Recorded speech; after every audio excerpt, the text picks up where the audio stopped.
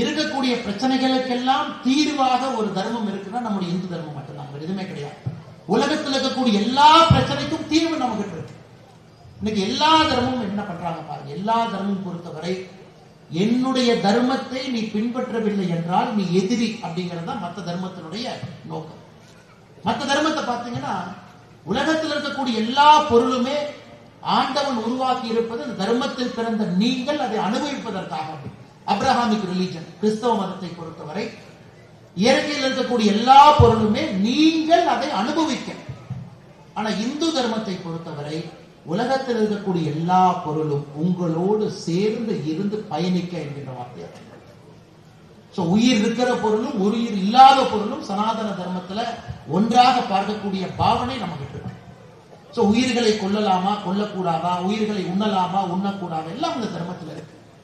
இன்னைக்கு உலகத்தில் இருக்கக்கூடிய எல்லா பிரச்சனைக்கும் வேற்றுமையில் ஒற்றுமையாக நம்முடைய சனாதன தர்மத்தில் இருந்துதான் அடுத்த 21, 22ஆம் நூற்றாண்டு இந்தியாவில் இருந்துதான் உலக அமைதி இங்கிருந்தாங்க போகுது.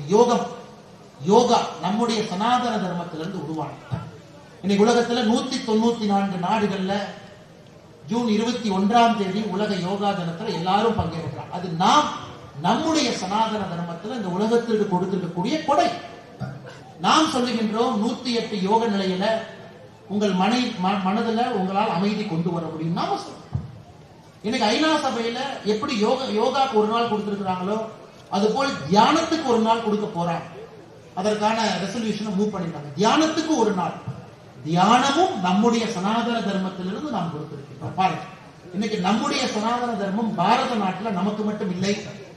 நம்முடைய சனாதன தர்மம் பாரத நாட்டிலிருந்து உலக நாடுகளுக்கு, அது உலக அமைதியாக இருக்கட்டும், உலக மேன்மையாக இருக்கட்டும், நாம கொடுக்கிறோம். அதைத்தான் கடவுள்கிட்ட போய் கேட்கிறோம். கும்பாபிஷேகம் பண்றோம். கும்பாபிஷேகம் பண்ணும் பொழுது நம்ம எல்லோருக்குமே தெரியும் கும்பத்துக்குள்ள என்ன இருக்கும். கும்பாபிஷேகம் குழந்தைங்களை இங்க இருக்கிறீங்க, உங்களுக்கு எப்பவுமே விஞ்ஞானம் வேண்டும் என்று கேட்கிறீங்க. அப்ப அந்த கும்பத்துக்கு எங்கிருந்து பவர் வரும்? இன்னைக்கு கும்பாபிஷேகம் பண்ணியாச்சு ஸ்ரீராமருக்கு.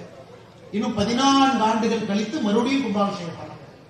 பட் எத்தனை பேருக்கு தெரியும் கும்பத்துக்குள்ள இருக்கக்கூடிய நெல் பயிர், கும்பத்துக்குள்ள நீங்க வைக்கக்கூடிய நெல் பயிரை 14 ஆண்டுகள் கழித்து கும்பத்துக்குள் இருக்கக்கூடிய நெல்லை எடுத்து விதைத்தாலும் அது முளைக்கும். அப்ப 14 ஆண்டுகள் ஒரு கோவிலுடைய கும்பத்துக்குள் இருக்கக்கூடிய நெல்லுக்கு அவ்வளவு சக்தினா அந்த சக்தியை நீங்க உருவாக்குறீங்க. இந்த கும்பாபிஷேகமே பாத்தீங்கன்னா அது ஹையஸ்ட் ஃபார்ம் ஆஃப் சயின்ஸ். அந்த சாமிக்கு மருந்து போடுறது, அந்த மருந்துல இருந்து அந்த கும்பத்தை வைக்கிறது, அந்த மருந்து எப்படி போடுறீங்க, அதற்கு கீழே ஒரு காப்பர் பிளேட்டு, எதெல்லாம் எனர்ஜியை கண்டக்ட் பண்ணுமோ அதெல்லாம் சாமிக்கு அடியில வைக்கிறீங்க. அந்த மருந்து வச்சு அந்த சாமியை பேக் பண்றீங்க. அதன் பிறகு கும்பத்துக்கும் சாமிக்கும் ஒரு சின்ன ஒரு நூல் மாதிரி போட்டு ஒரு கனெக்ஷன் ஏற்படுத்துறீங்க. கும்பத்துக்குள்ள நெல் வைக்கிறீங்க. கும்பத்துக்குள் எதற்கு நெல் வைக்கின்றோம் என்றால் அந்த நெல் உயிரோடு இருந்தால் மட்டும்தான் அந்த கோவில்ல சக்தி இருக்கிறது என்கின்ற அர்த்தம். அதனால அந்த கும்பாபிஷேகத்திற்கு முன்னாடி பாலாலயம் செய்யும் பொழுது அந்த கும்பத்தை எடுத்து பார்க்கும் பொழுது உள்ள இருக்கக்கூடிய நெல் அதை எடுத்து விதைச்சிங்கன்னா முளைக்கும். எந்த தர்மத்திலும் இல்லாத ஒரு சாதனை சனாதன தர்மத்தில் இருக்கு.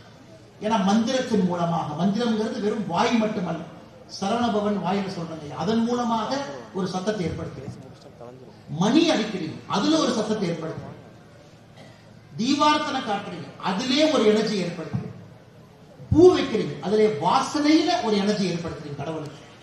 கடவுளுடைய 5 முக்கியமான சென்சஸுக்கும் 5 விதமான விஷயங்களை நீங்கள் கொடுத்து அந்த கடவுளை எப்பொழுதுமே வைப்ரேஷன் வச்சிருக்கு.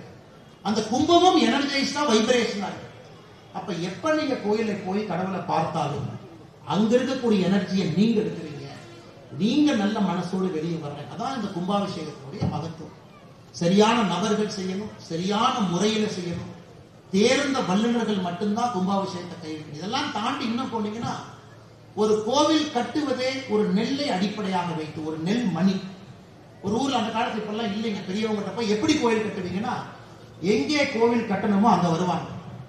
கோவில் கட்டுறதுக்கு பக்கத்துல எங்க நெற்பயிர் இருக்கோ அங்க போவாங்க. அங்க இருக்கக்கூடிய நெல் எடுத்து, அந்த மணி எடுத்து சரியான ஒரு நெல்மணி எடுப்பாங்க. 8 நெல்மணியை ஒன்னா சேர்த்துனீங்கன்னா ஒரு யூனிட் ஆஃப் மெஷர்மெண்ட். இந்த கோவில் இருக்கக்கூடிய எல்லா அகலமும், கோவில் இருக்கக்கூடிய எல்லா மெஷர்மெண்ட்டும் 8 நெல்லை வச்சீங்கன்னா என்ன லென்த் வருமோ அதை ஆதாரமாக அடிப்படையாக வைத்துத்தான் ஒரு கோயிலை கட்ட முடியும். சோ ஒரு கோவிலினுடைய அடிப்படை தன்மை என்பது அந்த ஊர்ல விளைந்த ஒரு நெல் மணியினுடைய லென்த் என்ன இருக்கோ அதை அடிப்படையாக வைத்துதான் அந்த கோவிலினுடைய லென்த்தை நீங்க கட்ட முடியும். அவ்வளவு சயின்ஸ் நம்ம கட்டுதுங்க. அதையெல்லாம் நம்ம வெளியே கொண்டு வரும். அதையெல்லாம் குழந்தைகளுக்கு எடுத்து சொல்லணும். 190 கோடி பேர் என்னை கடவுள் இல்லை என்று சொல்லுகிறார்கள். உலகத்துல 3வது பெரிய மதமாக கடவுள் இல்லை என்கின்ற மதம் உருவெடுத்திருக்கிறது.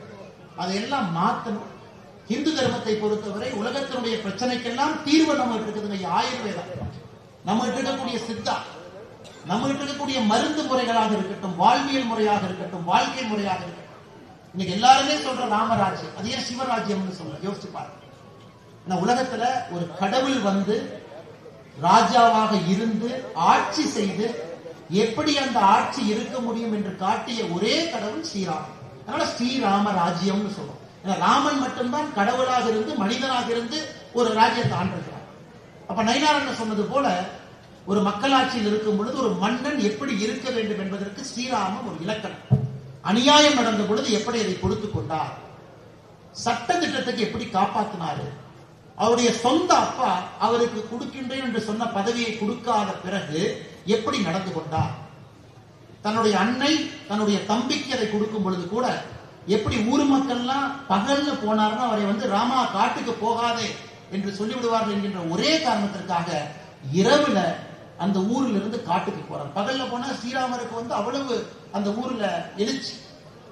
ஸ்ரீராமர் பகல்ல காட்டுக்கு போனா யாரும் விட மாட்டார். மக்கள் வந்து ஸ்ரீராமரை குறுக்காட்டி விடுவார். அதனால இரவுல போறார், யாரும் என்னை தடுக்க கூடாது. ஸ்ரீராமருடைய வாழ்க்கையில ஒரு விஷயமும் ஒரு குழந்தைக்கு சொல்லி கொடுக்கிறார். ஒரு தம்பிகிட்ட எப்படி நடந்துக்கிட்டார், அப்பா அம்மா எப்படி நடந்துக்கிட்டார், ராஜாவாக எப்படி நடந்துக்கிட்டார், ஒரு எதிரியாக இருந்தாலும் கூட எப்படி சண்டை போட்டார், யுத்தத்தை எப்படி நடத்தினார், அவருக்கு இருக்கக்கூடிய சிஷ்யர்களை எப்படி நடத்தினாங்க, எப்படி கோபப்பட்டார், எப்படி கோபப்படல.